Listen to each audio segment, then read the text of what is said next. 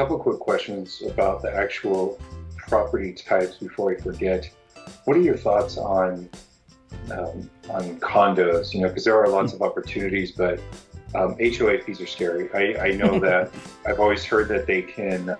Sometimes they're fine. It's like, oh, $100 or $200, and you're like, okay. But I've heard stipulations like um, they say like if they don't have a lot of renters or something weird happens, and they might be planning on raising them to like $500 a month or like things like that. So you kind of have no control over HOA fees. And maybe I'm answering my own question, but what are your thoughts on condos?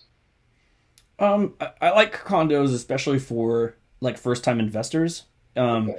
it's difficult to do that for short term rentals because, um, like the HOA has so much control over. There's probably already a rule in your HOA for a condo that says you can't have short term rentals. They've probably already done that. Condos would be great for short term rentals if HOAs didn't exist, but Yeah. I don't think that will work.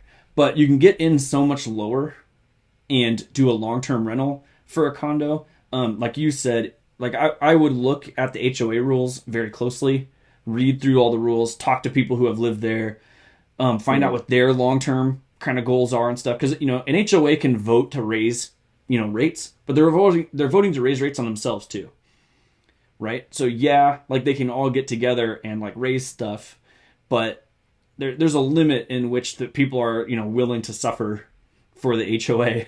When it's their own money too, right? That's So true. Yeah. yeah, that could happen. I would just kind of make sure that you give maybe an added buffer on that one. Count that as another unknown that you may need a little bit more cash flow to cover, That right? makes But sense. um, if you could afford it, the reason I like the condos is because it's such a low barrier of entry for people who are getting involved in real estate. But if you could afford it, multiplexes produce so much more money, right? But then they cost more, so that's always true. Yeah, and yeah, so I've heard the house hacking thing, kind of like what you're saying. Live in a place for a year, whether it's even just a duplex or it has a mother-in-law suite or a second or a cottage attached, something that you can rent out while you're living there for Hmm. the first year, that pretty much can pay for most of your mortgage or something like that.